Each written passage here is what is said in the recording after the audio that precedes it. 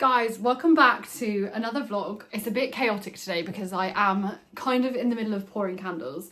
If you can hear a ticky wax boiler, I'm really sorry. I might actually turn it off. So my name is Jordan and I own WILDRACE, a luxury sustainable candle brand based in the UK. We've just hit 6 figures. We've just been VAT registered. There's a lot going on and I'm here to basically spill my brain onto you with another video. And today I thought I'd go down a bit of a different route because I've spent the last, however long I've been doing the YouTube, since last August, talking about how, well, I've never spoken about it specifically, but it's quite obvious that Amazon is quite a large proportion of the money that I take. And so I thought I want to be real with you and I want to share the downsides to working with Amazon. And in particularly last year when something really bad happened to me with Amazon. And I just feel like it's a story that needs to be spoken about because it's mad. So last year I've been selling on Amazon at this point for around maybe 6 months or so. I only had one candle stocked with them, but I was in the process of listing all of my other candles.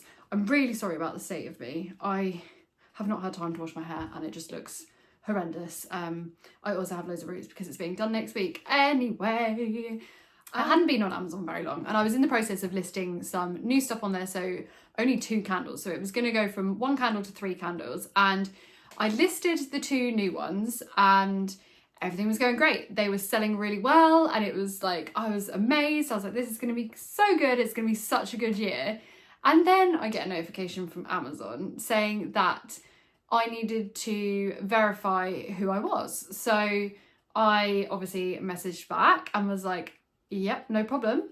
Here I am. I did do this 6 months ago with you when I signed up, but fair enough. It might have been a bit longer than 6 months, but I've been on there a while and I sent my driving license. I sent my passport.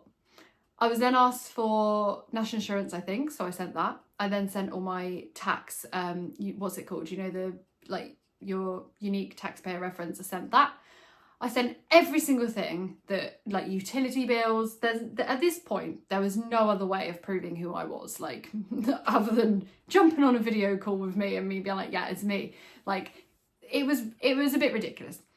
Every single document, they were saying, sorry, we can't prove this is you from this document. I was like, well, you've just asked for that, so why are you now saying that? But obviously with Amazon, you are speaking to a brick wall. You are speaking to a robot, basically, and this was getting a bit ridiculous. And they had since messaged me saying that they were going to withhold all payments to me until this was sorted. So by the time I've sent all these documents and had them all rejected, gosh, it must have been like 2 or 3 months that they'd been holding my money for at this point. I think it was sitting at about £6,000 that they had of mine.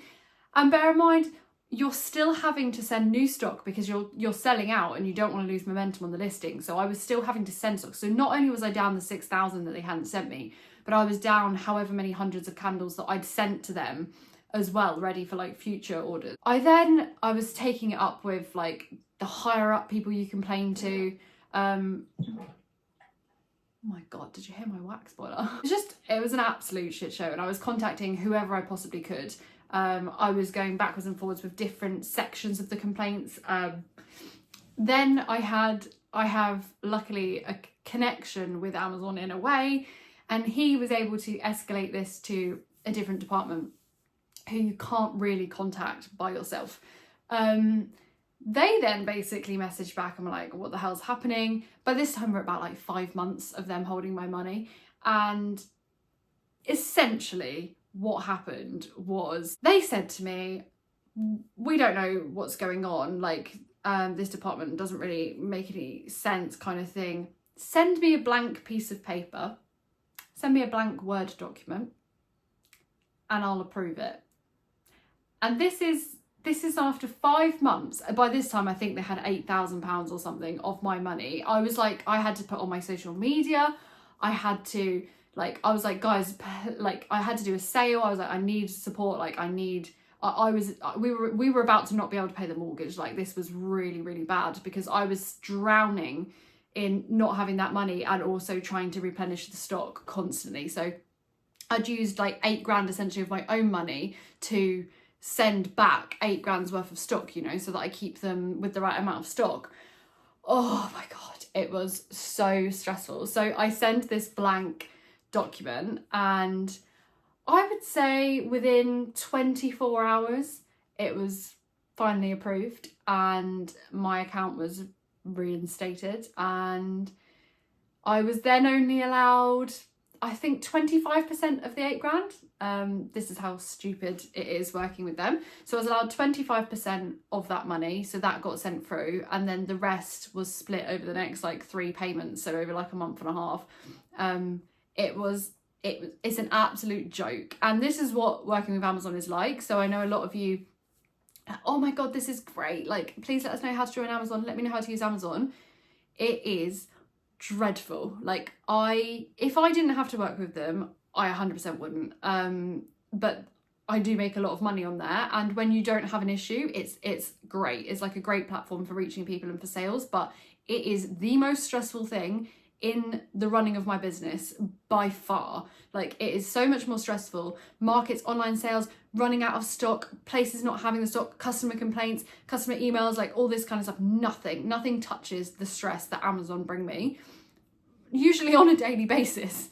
It is obviously nothing in it as extreme as that time. I genuinely feel like I was scammed by Amazon. Like, how can I send you every single document under the sun that I own for 5-6 months and then send you a blank piece of paper and it works and it goes through?